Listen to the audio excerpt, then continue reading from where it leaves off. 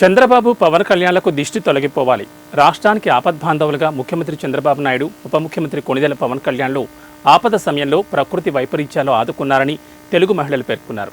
Doctor BR Ambedkar Konaseema జిల్లా Ramachandrapuram municipal office వద్ద ఏర్పాటు చేసిన సమావేశంలో ముఖ్యమంత్రి చంద్రబాబుకు వరద బాధితులకు 6 కోట్ల రూపాయలను విరాళంగా ఇచ్చిన ఉప ముఖ్యమంత్రి పవన్ కళ్యాణ్, మంత్రి నారా లోకేష్ చిత్రపటాలకు పాలాభిషేకం నిర్వహించారు.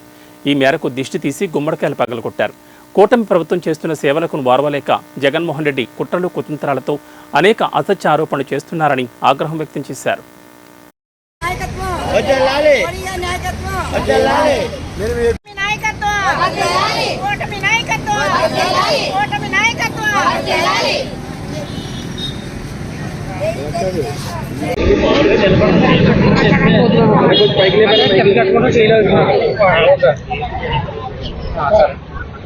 ఈరోజు రామచంద్రపురం నియోజకవర్గంలో పాలాభిషేకం చంద్రబాబు నాయుడు గారికి చేయడం చాలా అదృష్టం. ఎందుకంటే మన ముఖ్యమంత్రి నారా చంద్రబాబు నాయుడు గారికి, అలాగే పవన్ కళ్యాణ్ గారికి, అలాగే మన కార్మిక శాఖ మంత్రివర్యులు వాసంశెట్టి సుభాష్ గారికి ప్రభుత్వం అందరూ కూడా, నియోజకవర్గం మహిళలందరం కూడా వాళ్ళకి ధన్యవాదాలు తెలపాలి.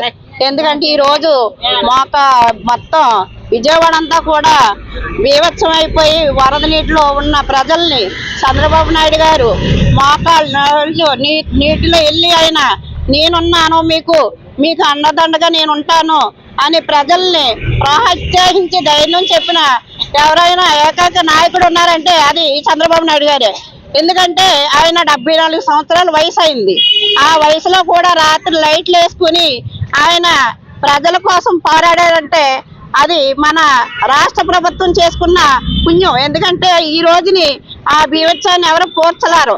ఈ రోజు చంద్రబాబు నాయుడు గారు దాన్ని పుష్కలంగా ఆయనలోంచి జీతాలు తీసుకునే మంత్రులు, నాయకులు ఉన్నారు. కానీ ఈరోజు 6 కోట్ల రూపాయలు ప్రజలకి ఆయన ఇచ్చారు. అలాంటి ప్రజా నాయకులు మన రాష్ట్రంలో ఉన్నారు. అలాగే మన కార్మిక శాఖ మంత్రివర్యులు ఇక్కడి నుంచి మొత్తం వాళ్ళకి ఏమేమి ఆహారాలు కావాలి అవన్నీ కూడా ఇక్కడ కూటమి నాయకుల చేత ప్యాకింగ్లు చేయించుకుని వెళ్ళి డైరెక్ట్ ఆయనే డోర్ టు డోర్ 3 రోజులు ఆ నీటిలో తిరిగి ఆ పైకి ఎక్కెళ్ళారు.